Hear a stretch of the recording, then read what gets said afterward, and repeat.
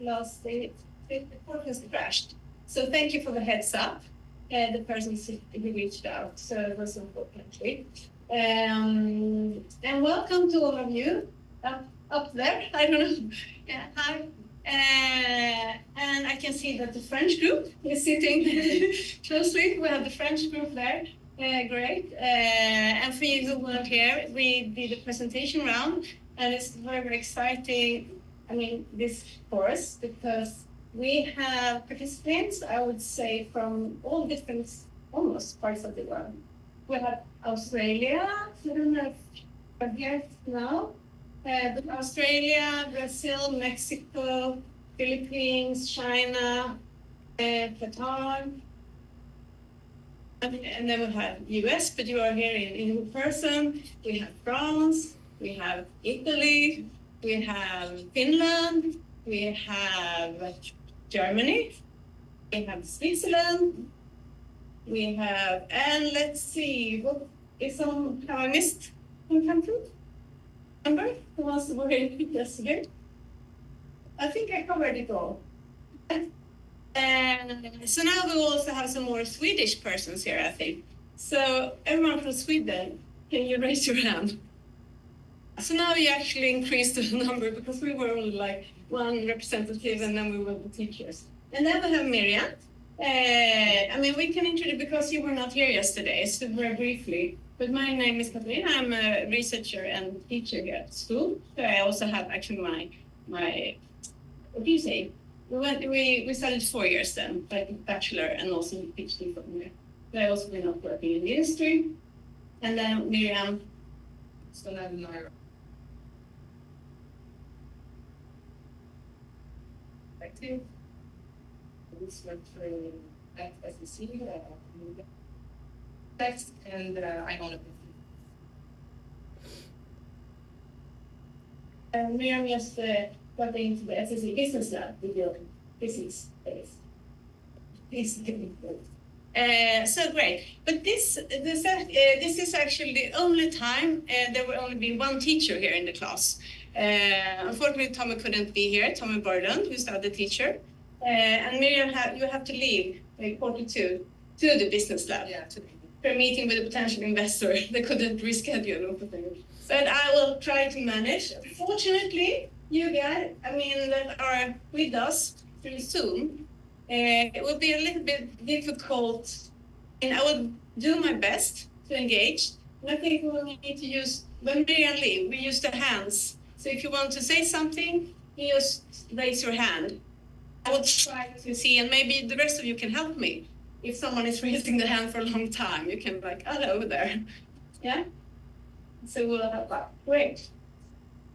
Yes. So today then, as you know, we'll cover, I mean, this is corporate social responsibility. So this is how companies work with sustainability. But I think you can also apply it for public organizations. And I think we have at least 2 persons online that works currently in the public sphere. And also my research focus currently is actually public procurement and sustainability and value. So I think you can also apply that. But today then is sustainable consumption and sustainable procurement. We only have 45 minutes for each topic. So, but if you're interested in reading more, I mean, you can obviously dig deeper into it. Maybe you're interested in doing a thesis, I don't know. But just to give you a flavor. And just now you are senior students, as I said last time. But this is the reading for today. So we have the book. And I can pass it to you who aren't here. I don't know if you have got it yet. You can just have a look. Tommy is the editor of it, and I have written 1 chapter. And that is sort of the main book that is used and distributed in the Nordics. But as senior students, I mean, it's good to read or at least glance through the readings beforehand, and to save time later for the exam. So, and also to be able to discuss in class. So just a friendly reminder for your own sake. I know the ones that are online, you are working in parallel, so you might be short of time, but if you have time, you can, at least glance through the readings. And just showing you where we are then, this is the session 2 today. Then next week will be quite a heavy schedule, right? With 4 late afternoons, but it will be worth it. We have very good teachers and the subjects are super interesting, but you might be frightened looking at the Saman articles. But here I actually asked her to pick 2 that was extra important, and she has done that. So you can also look at the literature for the exam, and then you can see the 2 that are most important for this session. And regarding the mandatory, I feel like maybe there has been a little, but the mandatory is, it says mandatory on the schedule, and those are the mandatory lessons. And we will have Mark that will come and present live case presentation there. And we have the rest of the companies coming then up the 12th of November. And the exam, the 19th. We have guest lecture, you can see there, Stefan Group, and also one of the founder of EPT is coming. Yeah, and then you have the live case presentations, and the companies are very exciting about it, but you will get more information about the live case. And also just to get you a heads up of the workload, the report you're going to hand in will be maximum 3 pages, so it's not like, so it's the content that's important, and then you will have a problem presentation. All right, so let's start with consumer marketing. And yeah, so yesterday we talked about consumption and that we produce and consume much more than, we have natural resources. And this was just a graph to show, here from 1970. This is global household consumption, measured then on goods and services. And this is for 2023, as you can see. The number is just, it's like the development we're looking at. And as you can see, it's increasing a lot. This is global household consumption.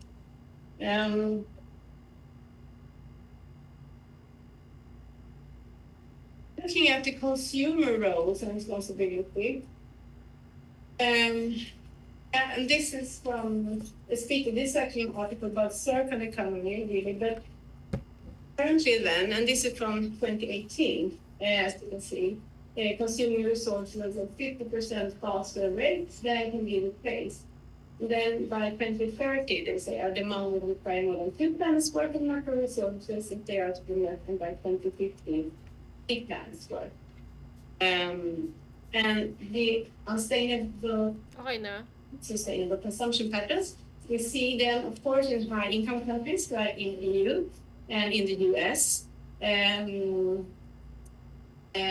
North America, but also increasingly growing economies like in China and India, where the World Bank has seen that private consumption has increased by over 7% annually over the past 5 years.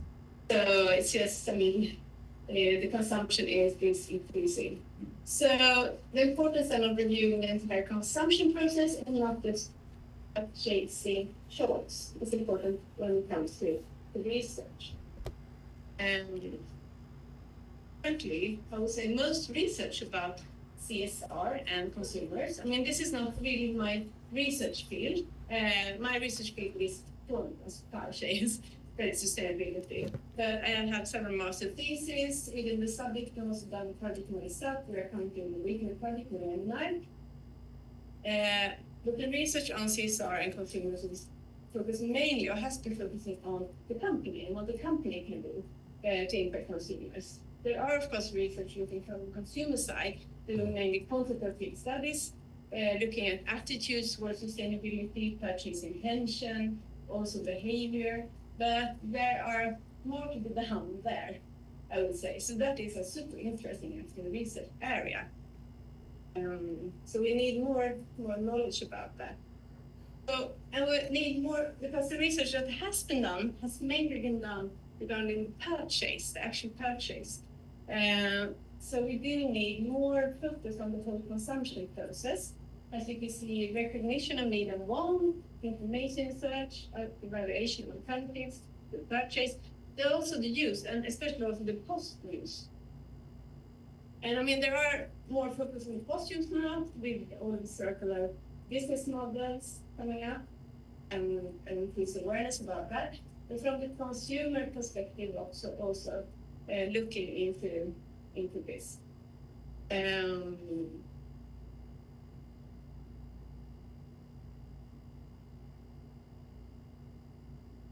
Yeah, looking at our goals, and this was from the book, and it's Susanne Sweet that has written this chapter, and she's associate professor here at the Stockholm School of Economics. Our roles, I don't know if you recognize yourself, but consumers as activists is the title in the chapter, but then subheading then boycotting active choice, that we choose to buy products from companies that satisfy our ethical or social requirements. And I'm just thinking about myself, boycotting my active choices. I do some active choices, but merely I may do boycotting more. That's coming as the next one. But here could be, I know I'm always used, I mean, in Sweden we have, like ecological milk. I always go for that one, for example. It says ecological, but I don't know. Do you have any examples on this? Is there anything that you think about? Active choice, buying something that's more ethical and socially positive. Discussion. That's student.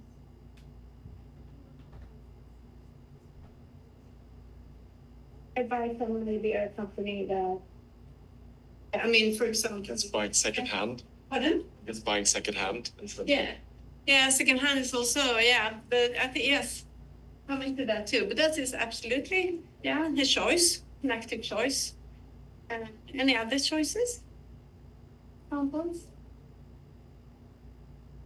I was mentioning McDonald's. And what do you mean with McDonald's? During the geopolitical issues, people are stopped buying McDonald's. And here in Qatar, they have to announce the Qatar operation of McDonald's has nothing to do with that political things. But still, the people here are buying less McDonald's. Boycotting, I mean. Yeah, they're boycotting McDonald's, yes. No, but let's move on to the next one. On the same thing. Yeah. So, yeah, exactly. So boycotting, avoiding. So this situation where a group refrains from buying a product from a company seem to fail in its responsibilities. And I mean, here in Sweden, at least, yeah, unfortunately, I boycott American products. I mean, there were a large discussion about this. And the drop in sales of Tesla, we can see. I don't know, do you recognize this? Did you boycott have you done any boycotting? Yeah, you had McDonald's. In fact, I did, I mean, the American products, the Swedish monopoly for alcoholic beverages, Systembolaget. Are you familiar with that yet? The special thing. But they, I mean, when I went in to buy the wine for the dinner, I really like American wines, especially the Chardonnay from the Napa Valley. But now I can't buy them. And also when I go out to the restaurant, I don't buy the American ones still. So that's, of course, an example. Do you have any examples? Have you consumed Nutella? Don't know about the environment. Ser det or you don't? So you do care about it? Well, speaking of the American wine, Yeah. why do you make a decision to not buy the American wine because the American politics? It It would highly affect the winemakers, right? Napa Valley, or apparently a blue state who doesn't really much to say of the government, right? That could be discussed, but it was a way of raising the consumer voice. I mean, what can I do as a consumer then? Actually, my sister-in-law, she's like the CEO of this wine producing company, importing a lot of wine from America. She was a bit, crossed with all the Swedes, so didn't buy the American wines. You could see it dropped a lot in the Systembolaget. But you could also, of course, argue, okay, so can we really affect through this? But that's another question, though.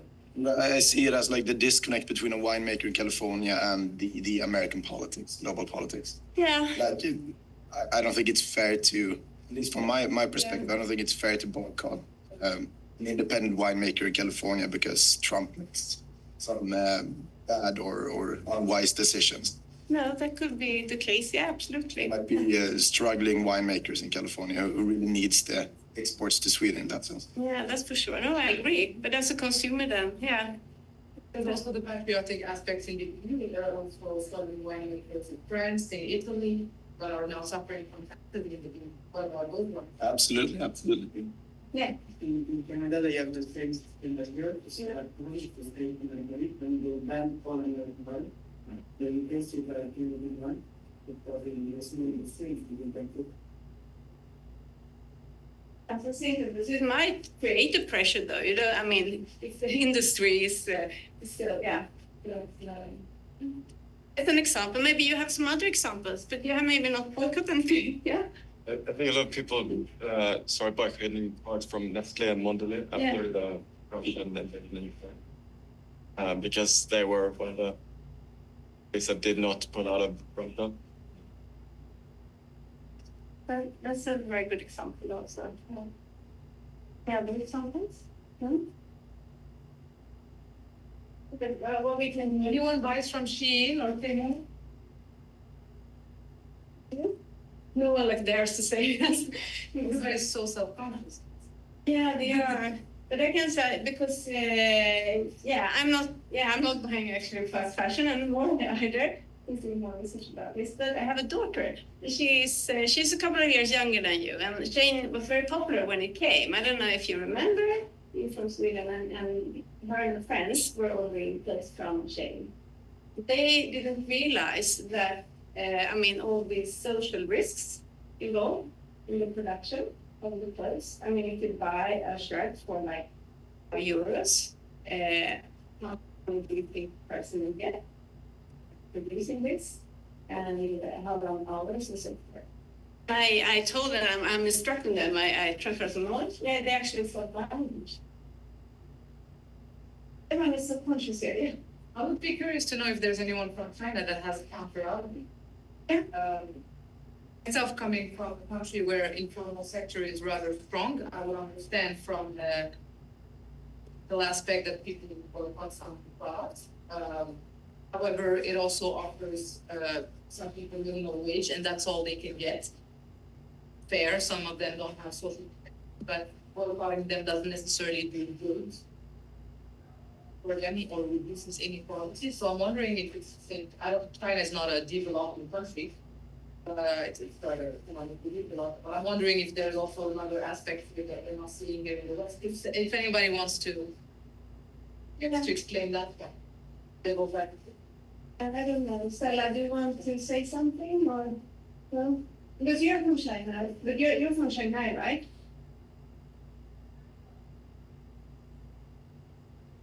Excuse me, talking to me, right?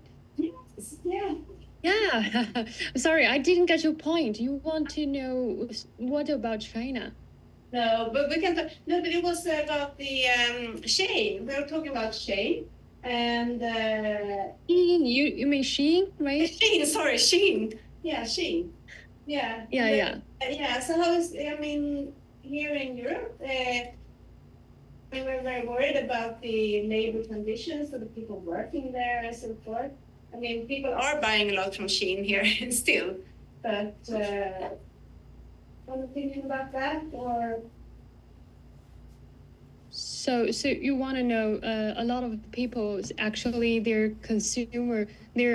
buying things from Shein. So I don't get your point. What the things you are worried about? No, but let's move on. Right, all right. I'll write to you Yeah. and I would love to. Okay. No, thank I you. can share that point. In China, if we buy from Shein or these kind of things, we feel it's convenience of one of the choices because we have multiple branding or this kind of platform to choose from. But we have the opposite example for answering your question. For example, like for Nike, you know, the sports brands, they somehow, according to the usage of the cotton, you know, used inside for the clothes, they are. They claiming that the cotton is I think 30% of that is produced from Xinjiang, and they claim Xinjiang is somehow related with terrorists. So Nike stopped buying that kind of part from China, and in the same time, there's a China sports brand called Li-Ning. And then they have proudly mentioned in their winter clothes for the leather and for this kind of this cloth, they have mentioned like all the cotton has been used from Xinjiang place. So this kind of certain social responsibility can do impose impact on the consumers' boycotting choice. Yeah, we'll get the information. Yeah, I got your point. Actually, H&M is also related in this issue because of the cotton thing. So at that, in those years, in those period, actually in China, many people didn't buy H&M.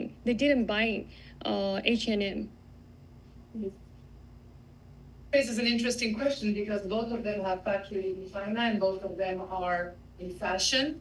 But it's easier to point finger at Shein than it is to send a brand as H&M. And it raises a question of cultural issues as well. That are beyond sustainability, but hiding under a sustainability label. Actually more. Do you have any reflections in the room?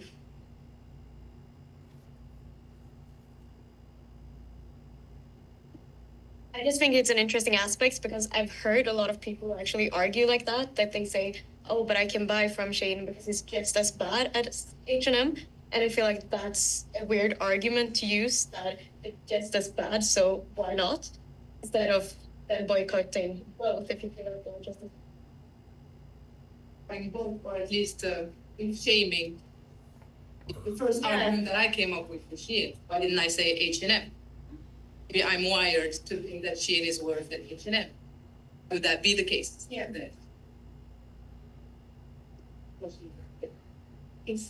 Okay, let's move on. Yeah, and we'll have the classic example. And then, of course, decreasing consumption is another way of influencing the consumption rate. Yeah, that we buy used products or we use modify second-hand market. And I think your generation is doing this much more than my generation. We didn't consume that much, though maybe in your age as you do. But so it seems to be a thing that is coming more. What do you say? Do you see a decrease in consumption among your friends? Not.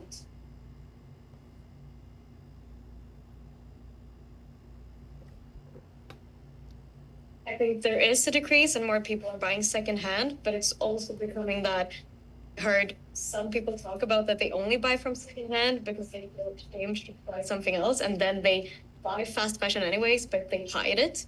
So I feel like that's that aspect as well. What aspect of pricing? Secondhand, it's more or less always cheaper. Makes sense, but then it's also becoming more like boutique secondhand, like nicer product, or still expensive, but it's better than buying it new. Yes. Decrease in consumption is kind of in relative terms. It comes from a pretty high level and then maybe the trend is going back a little bit, but yeah, it's at a very high level of consumption.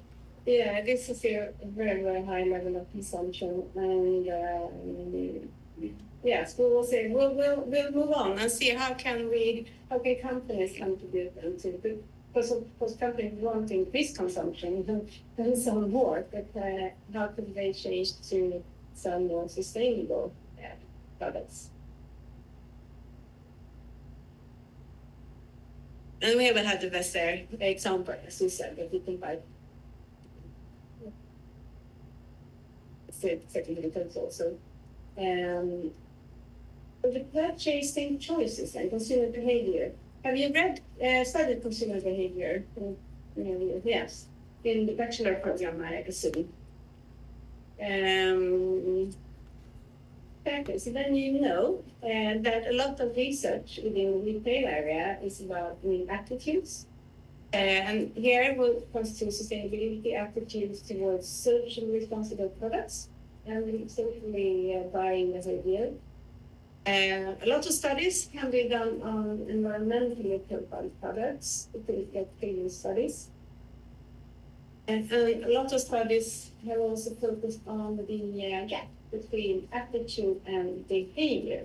I mean, we have the intention to buy sustainable products, but when we are standing in the store, what choices do we make? What is our actual behavior?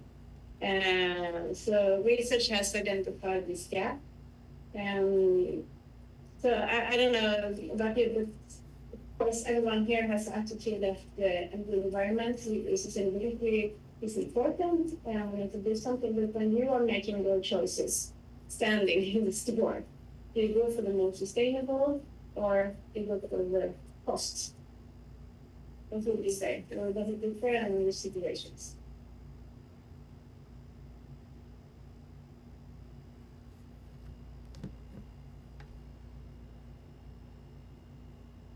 You believe one guy when buying means you can buy out of time or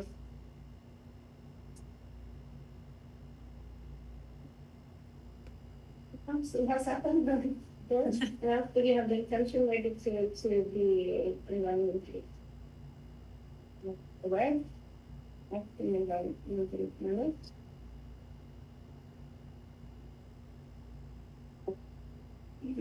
Yeah, and the habits. I mean, you could buy out of habits, and it's very hard to change our habits.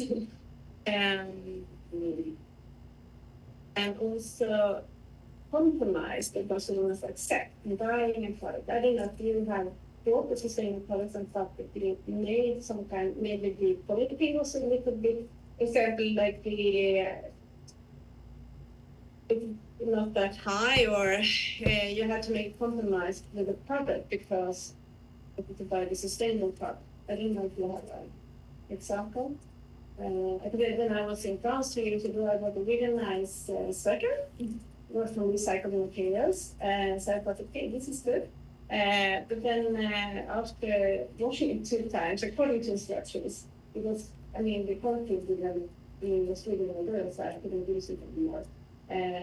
Even though, so I don't know if I will get a bike again. I will pass the store again last summer, but I don't know. Do you have any examples? Question in the chat, and maybe No, I just like one choice I recently made was I was buying a new phone case. I wanted it to be sustainable in some way, so I just like Googled and found some manufacturer that was Swedish that used wood in the phone case instead of buying like a silicone rubber.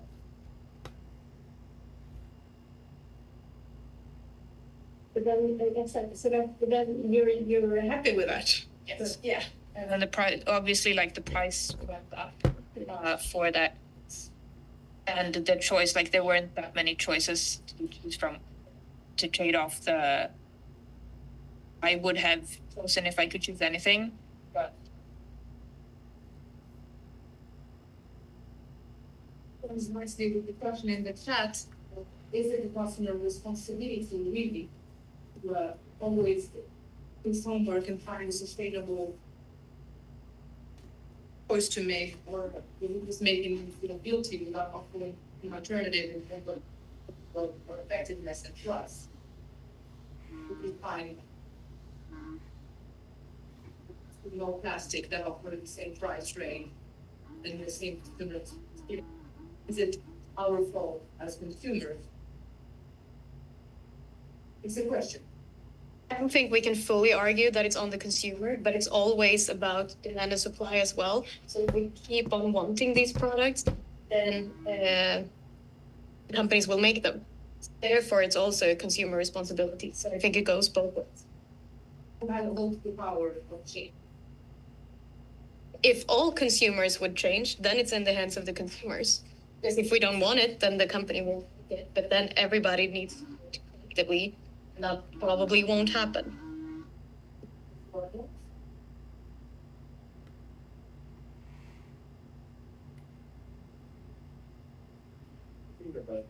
Just like some random thoughts, but I think like who has the power to change? I think in certain cases, like the consumer, it's whoever is making the sacrifice.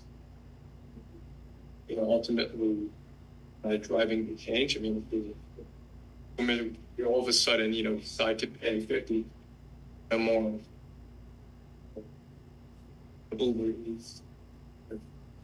The sacrifice that we're thinking, and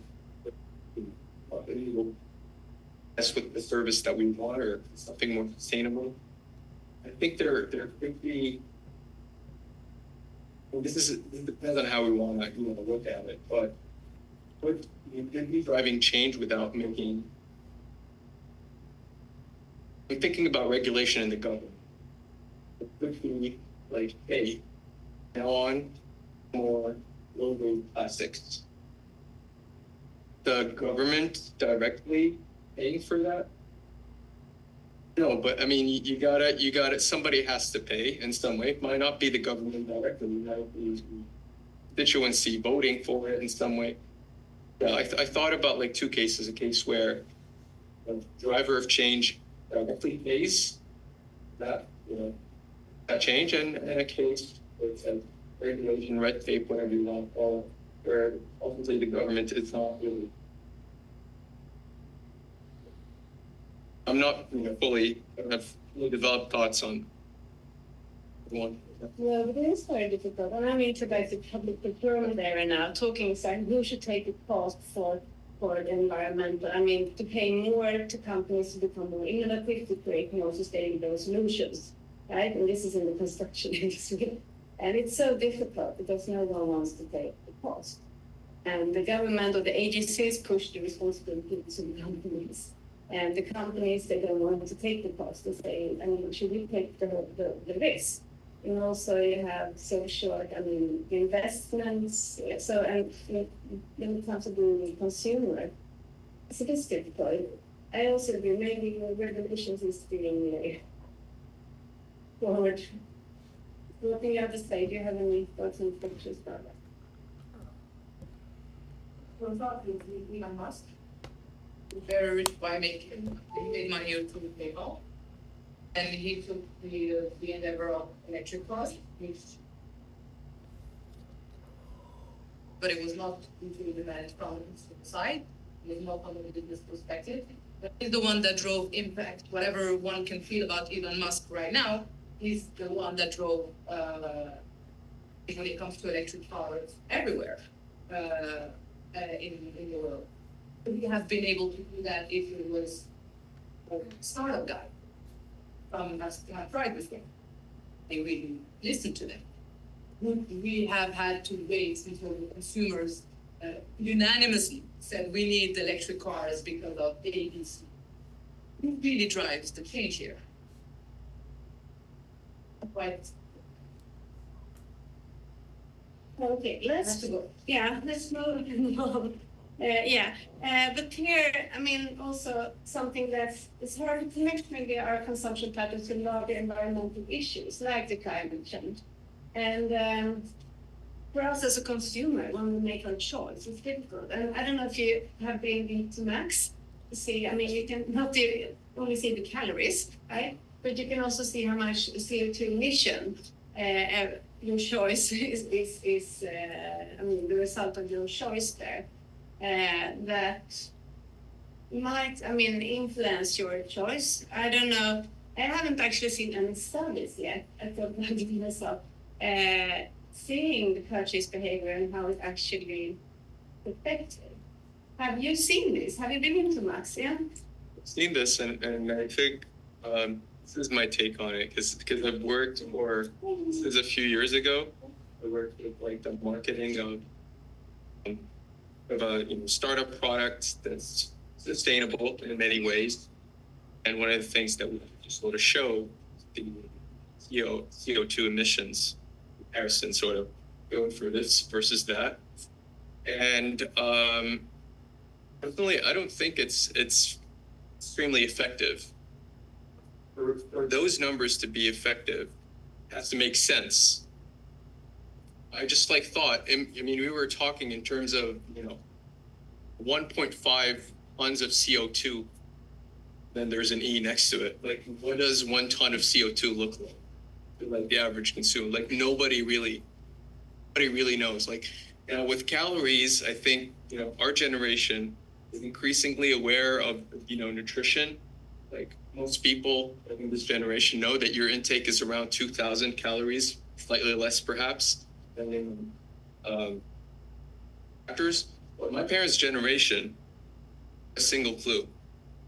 And here's the thing: I think there might be some. I think it's going to take time before numbers like 4.2 kilograms of CO2 makes sense. It's going to take like years of education. I think it's a very good thought and reflection. Anyone else want to have a reflection on that? Adding a thought to that, maybe it can make sense to add like a comparison. This would be the same as taking this many trips or something. That could change consumer behavior as well, to comparing it to something they do know what it is and how that makes an effect on the environment. I think to put it in relation to something, the interesting is because I know now the Systembolaget, I work a lot with them, that's why they want to do the same with their wines. But as you say, I mean, they haven't like Max. I mean, what is this? Yeah. It was actually for a wine product, by the way. Oh, okay, I see. Speaking, Yes, but so I think so they haven't come so far, the companies, as you say. You need to put it in some kind of relation so the consumer understands. Made it where okay, this is actually the impact you make if you make this choice. So, but it will be interesting because this is just happening now and being developed and how to influence through putting also the CO2 emission. Systembolaget is really, they are investing a lot in this. Be able to track the CO2 emission in the supply chain and then to present it in the bottle. So, yeah. So would you say, in what ways can corporations impact the more sustainable consumption? And I think we should pair up like 3 and 3 and just discuss for like 5 minutes and then can hear your thoughts. And unfortunately, Fiona and Stella, I can't put you into a team on your own. So you need to think by yourself today. Next session, we will be able to do everything, but this session, I apologize for that. So, yeah, so think by yourself, and then we'll come back, and then we'll hear what you have to say. So divide into groups 3 and 3. Yeah, so maybe 2 of the French need to, how long are we? say for 5 minutes, and then we'll have the break to 4:15, and then you will come back. All right. Thank you.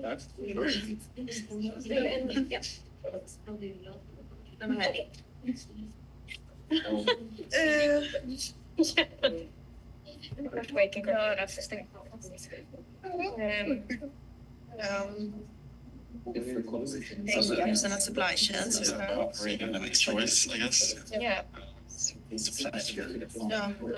Det finns en demand för det. De tjänar pengar. Ja, de är bara Yeah, maybe we should pick the most sustainable. demand finns. Ja, det om det. Usually options for their Yeah. students. It's not right. Oh, okay. And I guess they can invest a lot Certainly. sustainable. Supply chain, maybe. Yeah. Or maybe. It's also interesting how some companies like H&M try to Don't know why I chose. sustainable themselves. Oh, because we have the sustainable side of our company. So sometimes it's tricky as well to see if it's. Eller inte. Yeah, no, you always something genuine. Yeah, Exactly. Anyway, okay. I guess, I mean, a lot of ones start to Down till have the information about where stuff is coming from. marknaden får styra. And just as a consumer, And personally, I think that's company that limiting. Det är många som har competition som är nice. maybe making it easier to Okej, get that. nu ska vi, Yeah. det är en increasing demand för sustainability. This is what happens. Produkterna får ganska dyra. Instead Om of 100 företag börjar kämpa för att göra en så billig, fortfarande sustainable produkt möjligt, så är det här internal market competition som kommer göra att till slut så hittar du sustainable saker som är tillräckligt billiga för att folk ska köpa dem.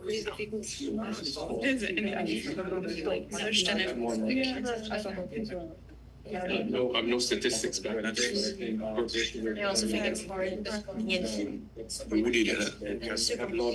to make maybe the company selling the products in the supermarket is more sustainable option. So then having that part of it. That's cool. That is. Yeah.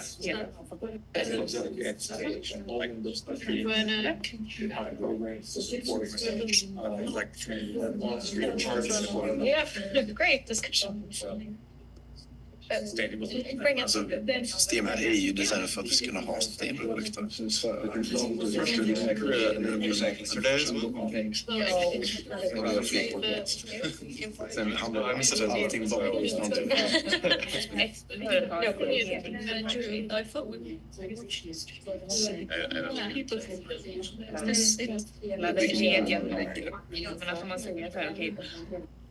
So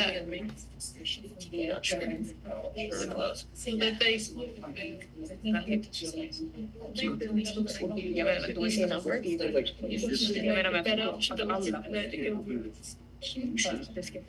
There's people trying to make these. what's the Heard about the new legislation that it's not allowed to have.